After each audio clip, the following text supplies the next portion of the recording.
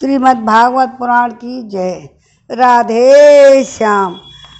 श्रीमन नारायण नारायण नारायण, भजमन नारायण नारायण नारायण।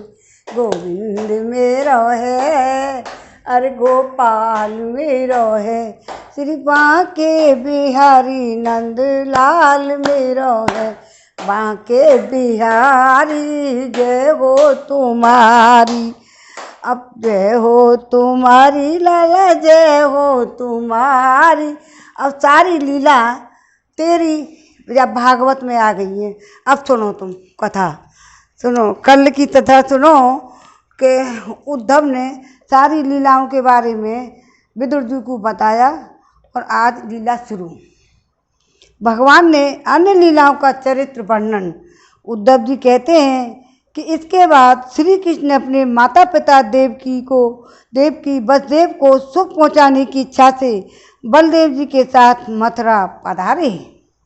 उन्होंने शत्रु समुदाय के स्वामी कंस को ऊंचे सिंहासन से नीचे पटक के ऐसा मारो कि उसके प्राण लेकर उसकी लाश को बड़े जोर से पृथ्वी पर पटक के दियो।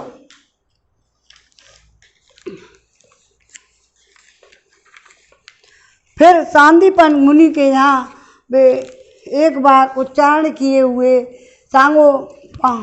सांगोपांग वेदों का अध्ययन करके दक्षिणा स्वरूप उनके मरे हुए पुत्र को पंचजन नामक राक्षस के पेट से यमपुरी से लाकर दे दिया।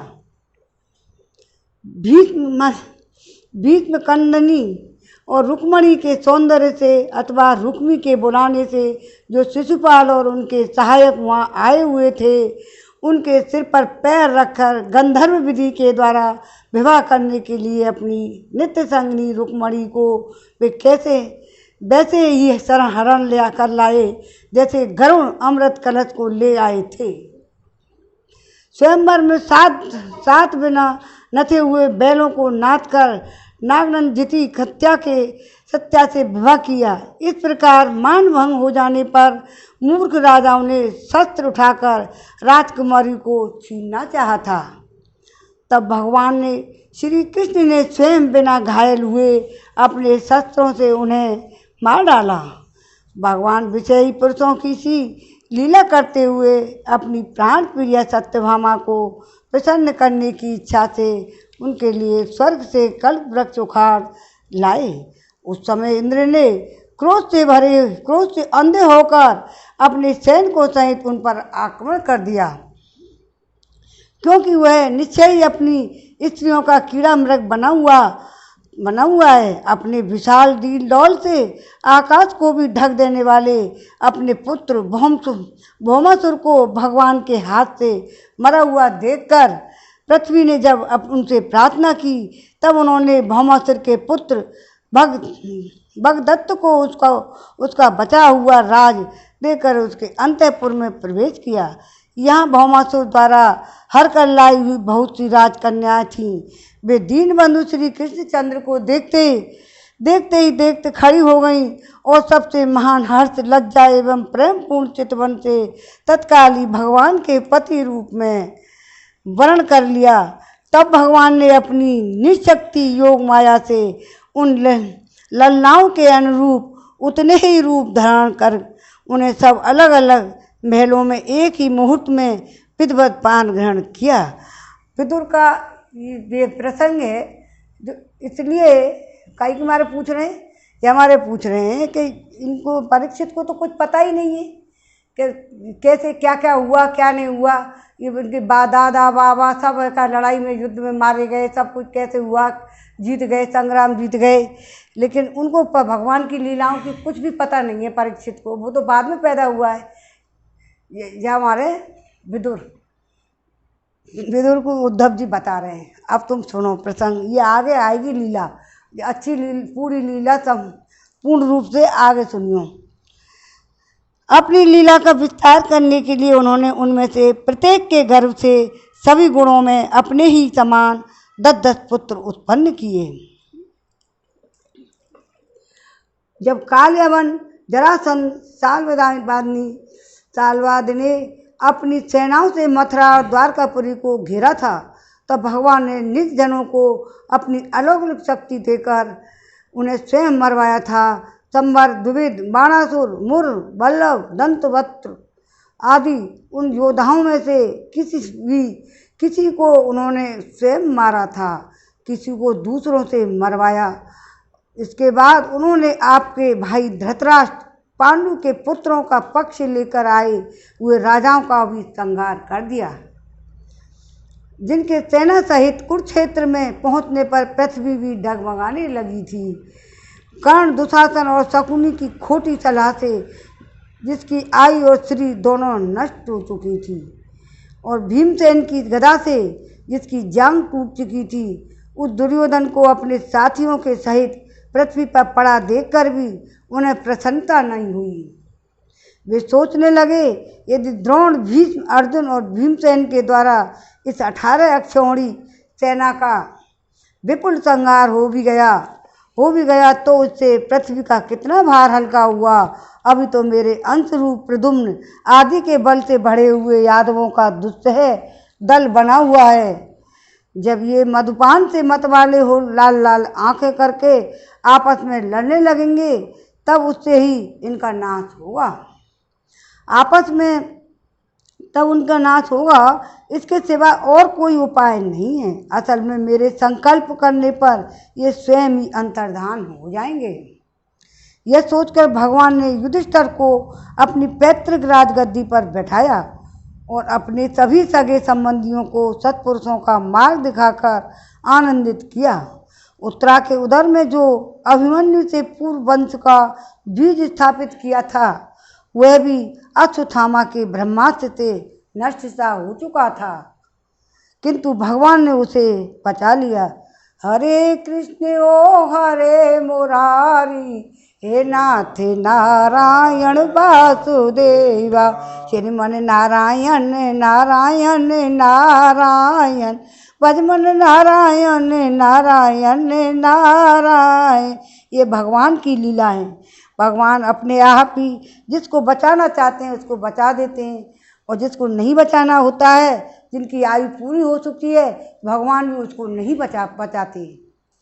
उन्होंने धर्मराज युधिष्ठिर से 3 अश्वमेध यज्ञ करवाए और वे भी श्री कृष्ण के अनुगामी होकर अपने छोटे भाइयों की सहायता से पृथ्वी की रक्षा करते हुए बड़े आनंद से रहने लगे। विश्वात्मा श्री भगवान ने भी द्वारकापुरी में रहकर लोक और वेद की मर्यादा का पालन करते हुए सब प्रकार के भोग भोगे, किंतु सांख्य योग की स्थापना करने के लिए उनमें कभी आसक्ति नहीं मिली। राज शासन से आसक्ति नहीं, भगवान उससे दूर रहते हैं। मधुर मुस्कान, स्नेहमयी चितवन, सुधामयी वाणी, निर्मल चरित्र, समस्त शोभा और सुंदरता के निवास, अपने श्री विग्रह से लोक परलोक और विशेषतया यादवों को आनंदित करते रहे। और बड़ा आनंद आता है लोगों को, और रात्रि में अपनी प्रियाओं के साथ क्षणिक अनुराग युक्त होकर समयोचित विहार किया करते थे। इस प्रकार उन्हें भी सुख दिया। इस तरह बहुत वर्षों तक विहार करते करते उन्हें गृहस्थ आश्रम संबंधी भोग सामग्रियों से भी उन्हें भी वैराग्य हो गया। वे भोग सामग्रियां ईश्वर के अधीन है, जीव भी इन्हीं के अधीन है। जब योगेश्वर भगवान कृष्ण को ही ये सब वैराग्य हो गया, जब भगवान को वैराग्य हो गया, तो इससे समझना चाहिए कि मृत्यु लोक पर जो लोग रहते हैं उनको भी थोड़े बाद में गृहस्थाश्रम को पालन करने के बाद वैराग्य हो जाना चाहिए। तो भगवान में भक्ति बढ़ जानी चाहिए।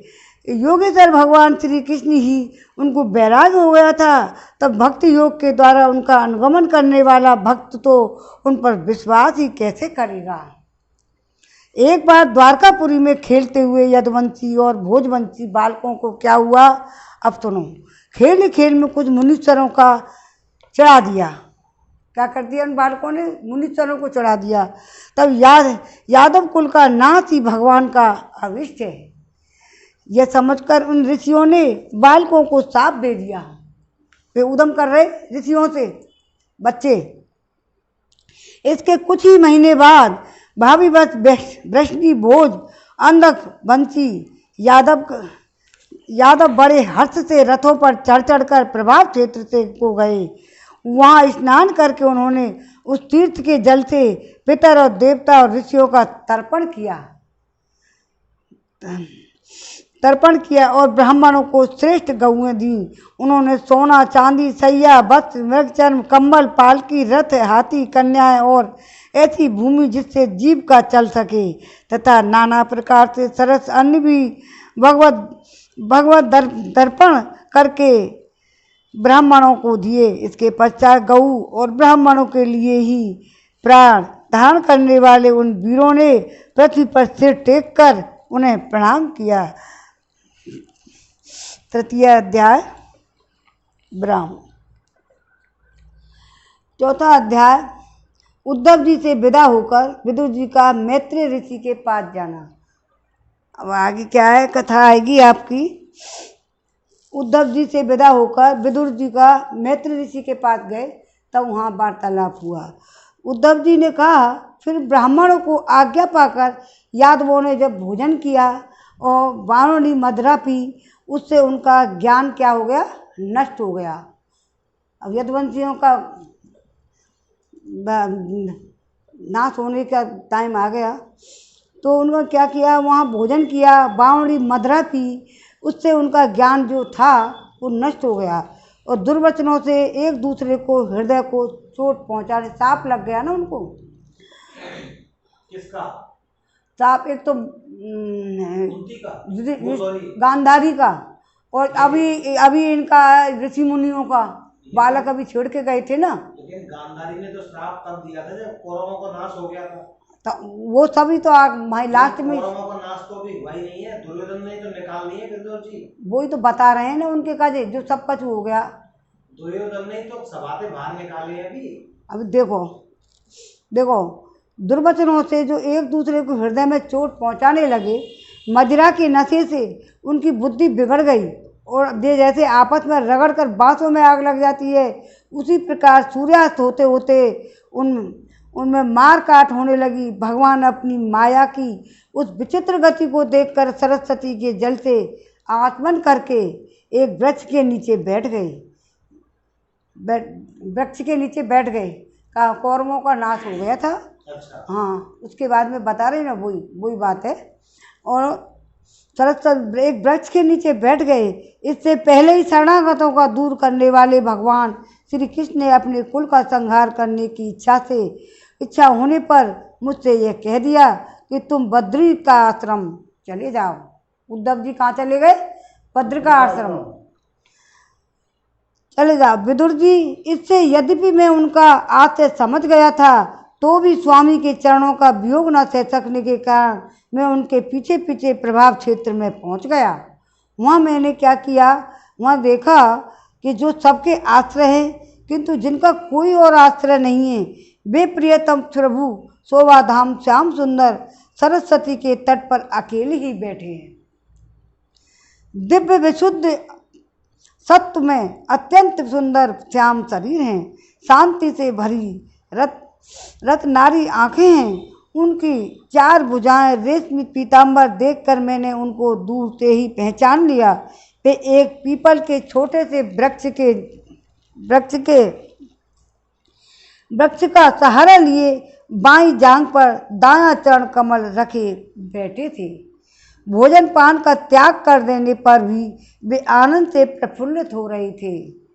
इसी समय व्यास जी के प्रिय मित्र परम भागवत सिद्ध मैत्रेय जी लोकों में स्वच्छंद विचरते हुए उनके पास वहाँ आ पहुँचे। मैत्रेय मुनि भगवान के अनुरागी भक्त हैं। आनंद और भक्ति भाव से उनकी गर्दन झुक रही थी। उनके सामने ही श्री हरि ने प्रेम एवं मुस्कान युक्त चितवन से मुझे आनंदित करते हुए कहा,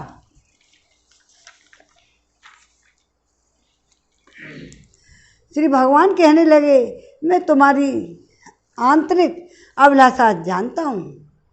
अंतर्यामी तो है भगवान, तो इसलिए मैं तुम्हें वह साधन देता हूँ जो दूसरे के लिए अत्यंत दुर्लभ है।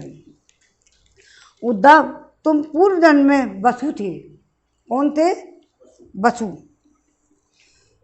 विश्व की रचना करने वाले प्रजापतियों और वसुओं के यज्ञ में मुझे पाने की इच्छा से ही तुमने मेरी आराधना की थी। साधु स्वभाव उद्धव, संसार में तुम्हारा ये अंतिम जन्म है, क्योंकि इसमें तुमने मेरा अनुग्रह प्राप्त कर लिया है। अब मैं मृत्युलोक को छोड़कर अपने धाम में जाना चाहता हूँ। भगवान ने बोला, अब मैं अपने धाम में जाने के लिए तो बैठे वहाँ जाके, अब मैं मृत्युलोक को छोड़कर अपने धाम जाना चाहता हूँ। इस समय यहाँ एकांत में तुमने अपनी अनन्य भक्ति के कारण ही मेरा दर्शन पाया है। यह बड़े सौभाग्य की बात है।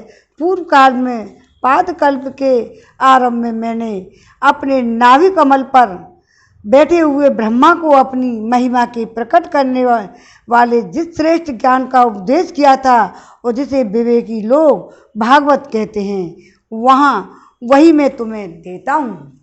उद्धव जी को वही दिया जो भगवान ब्रह्मा जी ने सुनाई ना नारद जी को भागवत, उनमें भगवान ने ही उनको प्रेरणा दी थी ब्रह्मा जी को।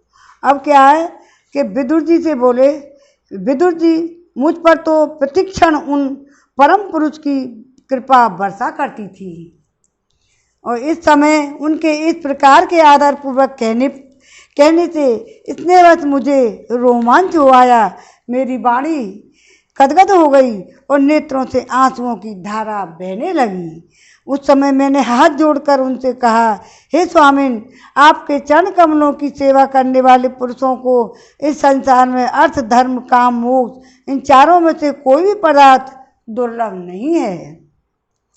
तथापि मुझे उनमें से किसी की इच्छा नहीं है। मैं तो केवल आपके चरण कमलों की सेवा के लिए ही लालायित रहता हूँ। हे प्रभु, आप निष्प्रिय होकर भी कर्म करते हैं, अजन्मा होकर भी अजन्मा हैं भगवान, फिर भी वे जन्म लेते हैं, काल रूप होकर भी शत्रु के डर से भागते हैं और द्वारका के किले में जाकर छिप जाते हैं, छिपे रहते हैं तथा स्वरात्मा अंतरात्मा होकर भी 16,000 स्त्रियों के साथ रमण करते हैं। इन विचित्र चरित्रों को देखकर विद्वानों की बुद्धि भी चक्कर में पड़ जाती है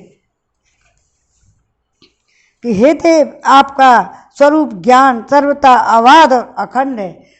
विदुर उद्धव जी में और भगवान कृष्ण में भी वार्तालाप चल रहा है।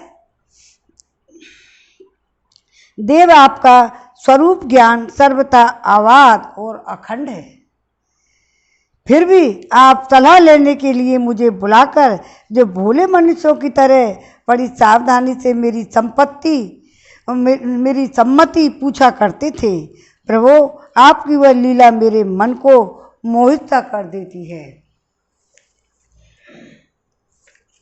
हे स्वामी, आपका अपने स्वरूप का गूढ़ रहस्य प्रकट करने वाला जो श्रेष्ठ समग्र ज्ञान आपने ब्रह्मा जी को बतलाया था, वह यदि मेरे समझने योग्य हो तो आप मुझे सुनाइए, जिससे मैं भी इस संसार के दुखों को सुगमता से पार कर जाऊं।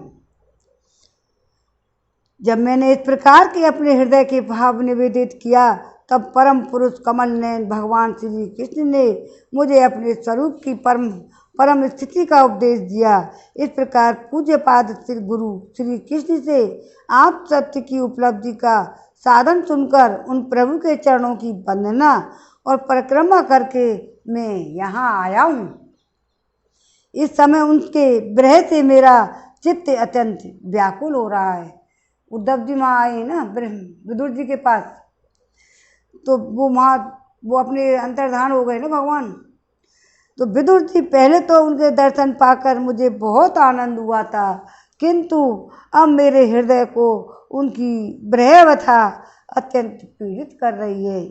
जहाँ भगवान श्री नारायण देव और नर, ये दोनों ऋषि लोगों पर अनुग्रह करने के लिए दीर्घकालीन तक सौम्य दूसरों को सुख पहुँचाने वाली एवं कठिन तपस्या कर रहे हैं, हे श्री सुखदेव जी कहते हैं, इस प्रकार उद्धव जी के मुख से अपने प्रिय बंधुओं के विनाश का असह्य समाचार सुनकर परम ज्ञानी विदुर जी को जो शोक उत्पन्न हुआ उसे उन्होंने ज्ञान द्वारा शांत कर दिया।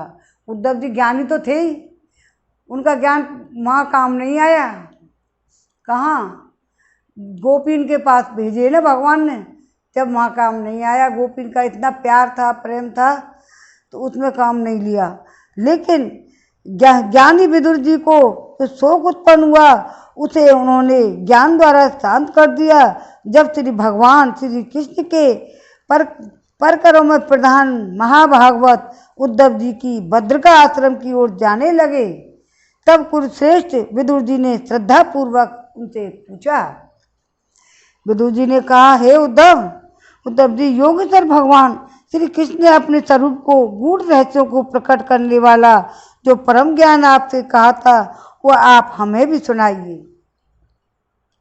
क्योंकि भगवान के सेवक तो अपने सेवकों का कार्य सिद्ध करने के लिए ही विचरा करते हैं। फिर उद्धव जी ने बोला और कहा, उस तत्व ज्ञान के लिए आपको मुनिवर मैत्री जी की सेवा करनी चाहिए। इस मैथुलोक को छोड़ते समय मेरे सामने स्वयं भगवान ने ही आपको उपदेश करने के लिए उन्हें आज्ञा दी थी।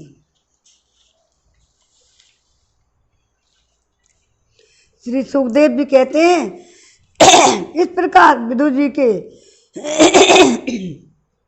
साथ विश्वमूर्ति भगवान श्री कृष्ण के गुणों की चर्चा होने से उस कथा अमृत के द्वारा उद्धव जी का वियोग जनित महान ताप शांत हो गया। यमुना जी के तीर पर उनकी वह रात्रि एक क्षण के समान बीत गई। फिर प्रातःकाल होते ही वो वहाँ से चल लिए। श्रीमन नारायण नारायण नारायण, भजमन नारायण नारायण नारायण। राजा परीक्षित ने पूछा, भगवान वृषनिकुल और भोजवंश के सभी रथी और युद्धपतियों के भी युद्धपति नष्ट हो गए थे, यहाँ तक कि त्रिलोकीनाथ श्री हरि को अपना वह रूप छोड़ना पड़ा था। फिर सबके मुखिया उद्धव जी कैसे बचे रहे? मतलब उद्धव जी कैसे बचे रहे? सब चले गए और भगवान भी चले गए और ये उद्धव जी कैसे बचे रहे? तब राजा परीक्षित ने कहा, पूछा तो सुखदेव जी ने कहा, जिनकी इच्छा कभी व्यर्थ नहीं होती, उन हरि ने ब्राह्मणों को साफ रूप काल के बहाने अपने को कुल का संहार कर अपने श्री विग्रह को त्यागते समय विचार किया। अब इस लोक में मेरे चले जाने पर संयमी शिरोमणि उद्धव ही मेरे ज्ञान को ग्रहण करने के लिए सच्चे अधिकारी हैं। उद्धव मुझसे अणुमात्र भी कम नहीं हैं, क्योंकि वे आत्मजयी हैं, विषयों से कभी विचलित नहीं हुए। अतः लोगों को मेरे ज्ञान की शिक्षा देते हुए वे यहीं रहें। वेदों के मूल कारण जगत गुरु श्री कृष्ण के इस प्रकार आज्ञा देने पर उद्धव जी बद्रिका आश्रम में आ जाकर समाधि योग द्वारा श्री हरि की आराधना करने लगे। कुरुश्रेष्ठ परीक्षित, परमात्मा श्री कृष्ण ने लीला से ही अपना श्री विग्रह प्रकट किया था और लीला से ही उसे अंतर्धान भी कर दिया। उनका वो अंतर्धान होना भी धीर पुरुषों का उत्साह बनाने वाला तथा दूसरे पशुतुल्य अधीर पुरुषों के लिए अत्यंत दुष्कर था। परम भागवत उद्धव जी के मुख से उनके प्रशंसनीय कर्म और उनके इस प्रकार अंतर्धान होकर समाचार पाकर तथा ये जानकर कि भगवान ने परम धाम जाते समय मुझे भी स्मरण किया था, याद किया था। विदुर जी उद्धव जी के चले जाने पर प्रेम से विह्वल होकर रोने लगे। इसके पश्चात सिद्ध शिरोमणि विदुर जी यमुना तट से चलकर कुछ दिनों में गंगा जल के किनारे जा पहुँचे। वहाँ मैत्रेय जी रहते थे। चौथा अध्याय ब्राह्मण। और पढ़ूं। 5वां अध्याय विदुर जी का प्रश्न और मैत्री जी का षष्ठी क्रम वर्णन। षष्ठी क्रम वर्णन। श्री सुखदेव जी कहते हैं, परम ज्ञानी मैत्री मुनि हरिद्वार क्षेत्र में विराजमान थे। कहाँ थे? हरिद्वार क्षेत्र में। भगवत भक्ति से शुद्ध हुए हृदय वाले विदुर जी उनके पास जा पहुँचे। उनके साधु स्वभाव से आप्यायित होकर उन्होंने पूछा। विदुर जी ने कहा, हे भगवान, संसार में सब लोग सुख के लिए कर्म करते हैं, परंतु उनसे न तो उन्हें सुख ही मिलता है और न दुख ही दूर होता है, बल्कि उससे भी उनके दुख की वृद्धि ही होती है। अतः इस विषय में क्या करना उचित है, यह आप मुझे कृपा करके बताइए। हे प्रभु, जो लोग दुर्भाग्यवश भगवान श्री कृष्ण से विमुख होते हुए और अधर्मपरायण और अत्यंत दुखी हैं, उन पर कृपा करने के लिए ही आप जैसे भाग्यपाली भगवत संसार में विचरा करते हैं।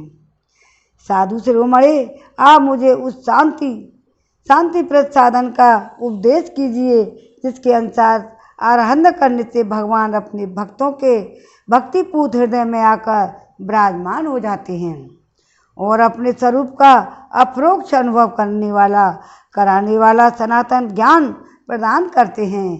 त्रिलोकी के नियंता परम स्वतंत्र श्री हरि अवतार लेकर जो लीलाएं करते हैं, जिस प्रकार अकारता होकर भी उन्होंने कल्प के आरंभ में इस सृष्टि की रचना की, जिस प्रकार इसे स्थापित कर वे जगत के जीवों की जीविका का विधान करते हैं, फिर जिस प्रकार इसे अपने हृदयाकाश में लीन कर प्रतिशून्य ओ योग माया का आश्रय लेकर शयन करते हैं, जिस प्रकार वे योगेश्वर प्रभु एक होने पर भी इस ब्रह्मांड में अंतर्यामी रूप से अनुप्रविष्ट होकर अनेकों रूपों में प्रकट होते हैं, वह सब रहस्य आप हमें समझाइए।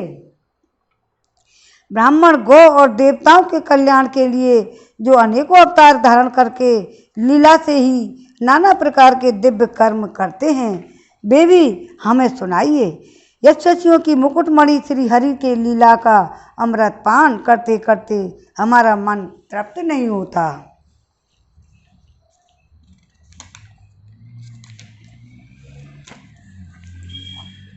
हमें यह भी सुनाइए, उन समस्त लोकपतियों की स्वामी श्री हरि ने इस लोक को लोकपालों और लोक पर्वत से बाहर के भागों को, जिनमें ये सब प्रकार के प्राणियों अधिकार अनुसार भिन्न भिन्न भेद प्रतीत हो रहे हैं, किन तत्वों से रचा है। द्विजवर उन विश्वकर्ता स्वयंभू श्री नारायण ने अपनी प्रजा के स्वभाव एवं कर्म रूप नामों के वेद के किस प्रकार रचना की है।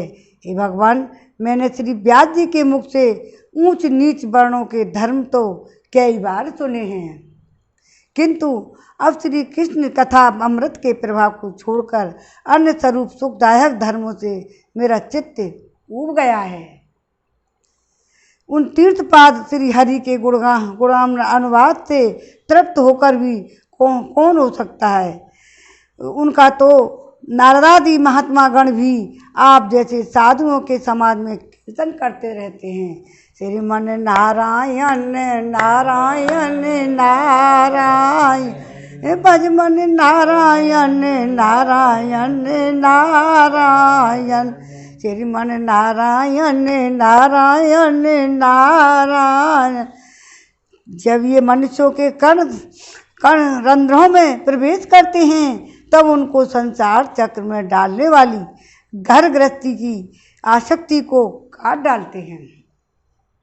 भगवान आपके सखा मुनिवर कृष्ण द्वापर ने भी भगवान के गुणों का वर्णन करने की इच्छा से ये महाभारत रचा है। उसमें भी विषय सुखों का उल्लेख करते हुए मनुष्य की बुद्धि को भगवान की कथाओं को लगाने का ही प्रयत्न किया गया है। यह भगवत कथा की रुचि श्रद्धालु पुरुषों के हृदय में जब बढ़ने लगती है, तब उन्हें अन्य विषयों से उसे विरक्ति कर देती है। व्यक्त कर देती है, वह भगवत चरणों के निरंतर चितवन से चिंतन से आनंद मग्न हो जाता है और उस पुरुष के सभी दुखों का तत्काल अंत हो जाता है।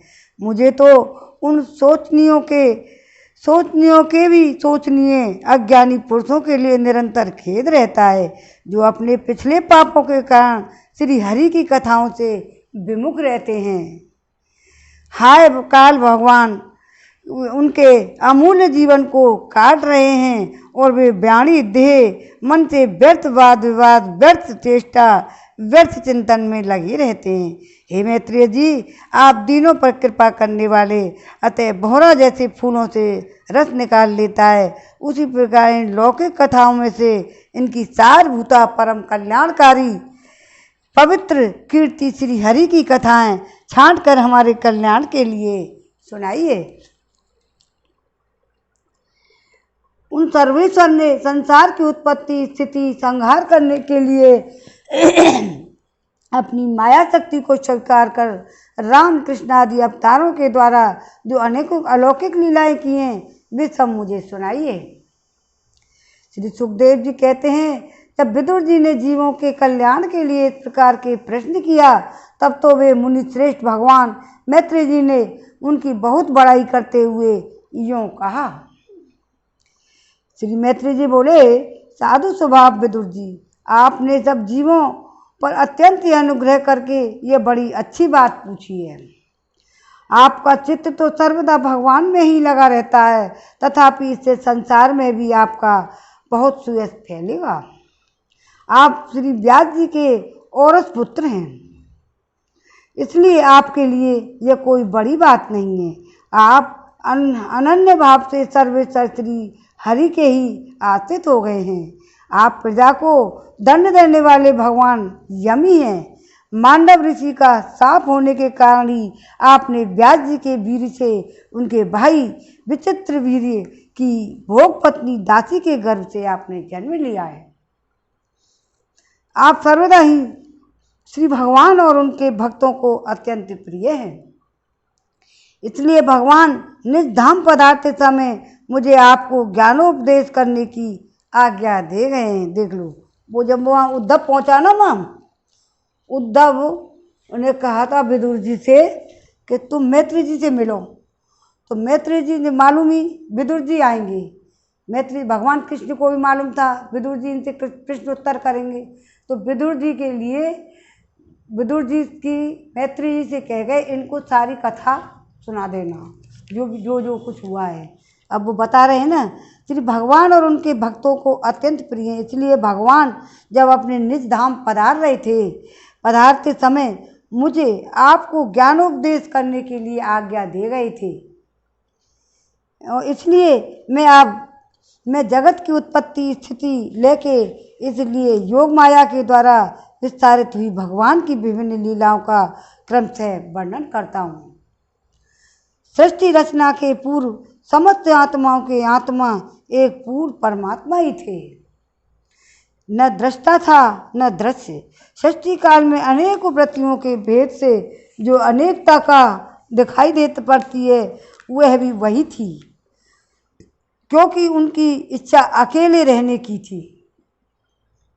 वे ही दृष्टा होकर देखने लगे, परंतु उन्हें दृश्य दिखाई नहीं पड़ा, क्योंकि उस समय ही अद्वितीय रूप से प्रकाशित हो रहे थे। ऐसी अवस्था में वे अपने को असत के समान समझने लगे।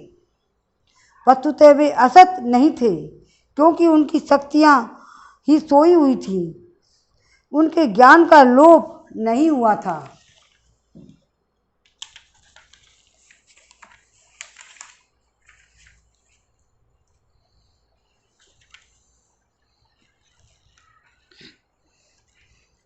यह दृष्टा और दृश्य का अनुसंधान करने वाली शक्ति ही कार्य कारण रूपा माया है। महाभाग विदुर जी, इस भाव रूप अनिवर्चनीय माया के द्वारा ही भगवान ने इस विश्व का निर्माण किया। काल शक्ति से जब त्रिगुणमयी माया को छोप को प्राप्त हुई, तब उन इंद्रियातीत जिनमें परमात्मा ने अपने अंश पुरुष रूप से उसमें चिदाभास रूप बीज स्थापित किया। तब काल की प्रेरणा से उसे अव्यक्त माया से महत तत्व प्रकट हुआ। वह मिथ्या ज्ञान का नाशक होने के कारण विज्ञान स्वरूप अपने में सूक्ष्म रूप से स्थित प्रपंच की अभिव्यक्ति करने वाला था। फिर चिदाभास गुण और काल के अधीन उस महत्व तत्व ने भगवान की दृष्टि पड़ने पर इस विश्व की रचना के लिए अपना रूपांतर किया। महत्व तत्व के विकृत होने पर अहंकार की उत्पत्ति हुई। जो कार्य अद्भुत कारण अध्यात्म और कर्ता आदि देव रूप होने के कारण भूत इंद्रिय और मन का कारण है, वह अहंकार वैकारिक सात्विक तेजस राजस और तामस भेदों से 3 प्रकार का है। अतः अहं तत्व में विकार होने पर वैकारिक अहंकार से मन और जिनमें विषयों का ज्ञान होता है वे इंद्रियों के अधिष्ठाता देवता हुए, और तेजस अहंकार से ज्ञानेंद्रियां और कर्मेंद्रियां हुई। उसे तामस अहंकार सूक्ष्म भूतों का कारण शब्द तंत्र मात्र हुआ। उससे दृष्टांत रूप से आत्मा का बोध कराने वाले आकाश उत्पन्न हुआ। भगवान की दृष्टि जब आकाश पर पड़ी, सुन रहे हो, जब भगवान की दृष्टि जब आकाश के ऊपर पड़ी तब उससे फिर काल और माया और चिदाभास के योग से स्पर्श तंत्र मात्र हुआ, और उनके विकृत होने पर उनकी वायु की उत्पत्ति हुई। अत्यंत बलवान वायु ने आकाश के सहित विकृत होकर रूप तंत्र मात्र की रचना की, और उससे संसार का प्रकाश तेज उत्पन्न हुआ। और फिर परमात्मा की दृष्टि पड़ने पर वायु युक्त तेज ने काल माया और चिदंश के योग से विकृत होकर रस तंत्र मात्र के कार्य को जल को उत्पन्न कर दिया। जो चीज़ पैदा हुई ना वो सब बता रहे भगवान की थी। नेक भ्रकुटी टेढ़ी होने पर तहस नहस हो जाता है, जो भी कुछ कर रहे हैं वही उत्पन्न हो रहा है। तदंतर तेज से युक्त जल ने ब्रह्म का दृष्टिपात होने पर काल माया और चिद अंश के योग से गंध गुणमयी पृथ्वी को उत्पन्न कर दिया। हे विदुर जी, इन आकाश आदि भूतों में से जो भूत पीछे पीछे उत्पन्न हुए हैं उनमें क्रमशः क्या है, अपने पूर्व भूतों के गुण भी अनुगत समझने चाहिए कि ये महत्व आदि के अभिमान क्या है, अभिमान विकार विक्षेप चेतना अंश विशिष्ट देवगण श्री भगवान के ही अंश हैं, किंतु पृथक पृथक रहने के कारण जब वे विश्व रचना रूप अपने कार्य में सफल नहीं हुए तब हाथ जोड़कर भगवान से कहने लगे। देवताओं ने कहा, देव हम आपके चरण कमलों की वंदना करते हैं। वे अपनी शरण में आए और अपने जीवों के ताप को दूर करने के लिए छत्र के समान हैं। इनका आश्रय लेने से यतिजन अत्यंत अनंत संसार दुख को सुगमता से ही दूर फेंक देते हैं। जगतकर्ता जगदीश्वर इस संसार में ताप त्रय से व्याकुल रहने के कारण जीवों को जरा भी शांति नहीं मिलती है।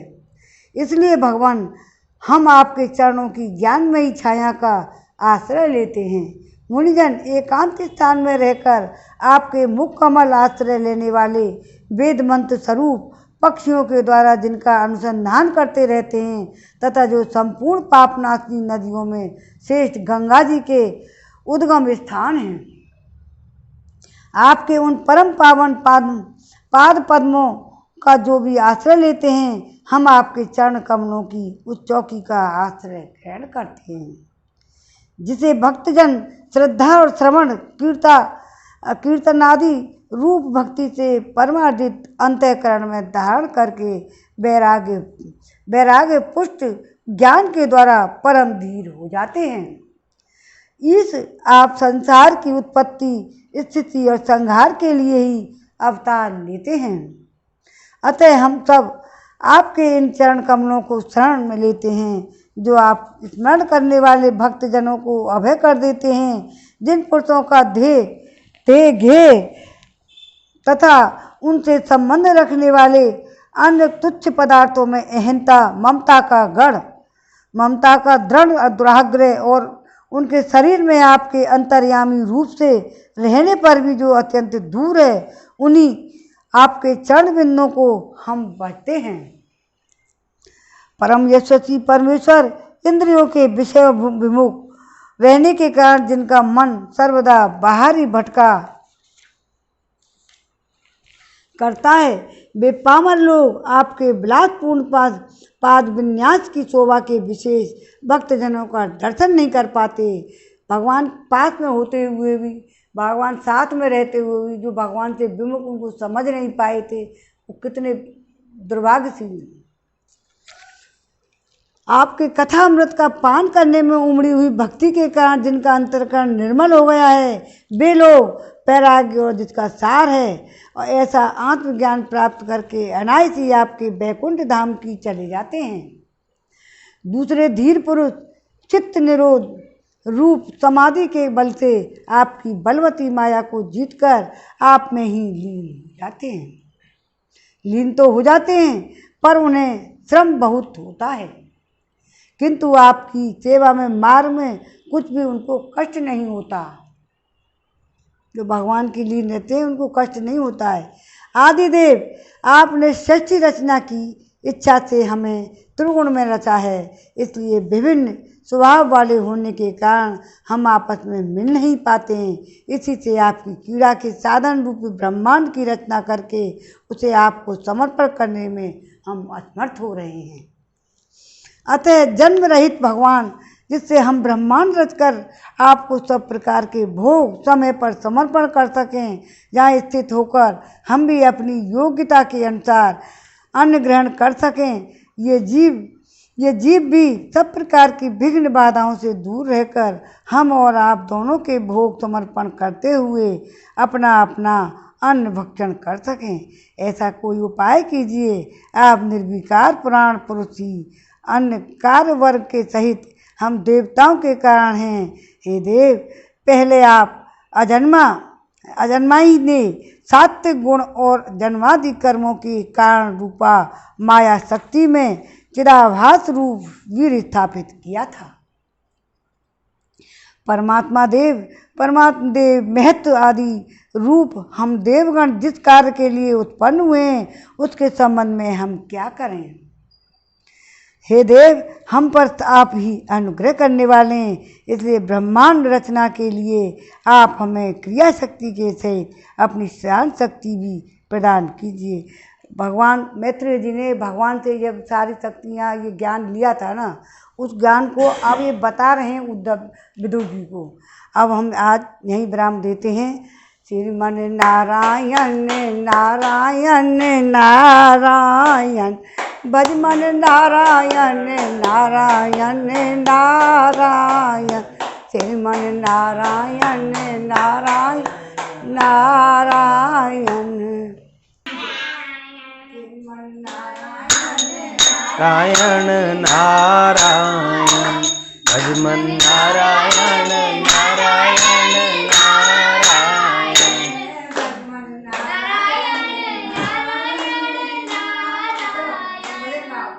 छोटी छोटी गैया छोटे छोटे ग्वाल, छोटी छोटी गैया छोटे छोटे ग्वाल, छोटो सो मेरो मदन गोपाल, छोटो सो मेरो मदन गोपाल, छोटी छोटी गैया छोटे छोटे ग्वाल, छोटो सो मेरो मदन गोपाल, आगे आगे गैया पीछे पीछे ग्वाल, आगे आगे गैया पीछे पीछे ग्वाल, बीच में मेरो मदन गोपाल, छोटी छोटी गैया छोटे छोटे ग्वाल, छोटो सो मेरो मदन गोपाल, कारी कारी गैया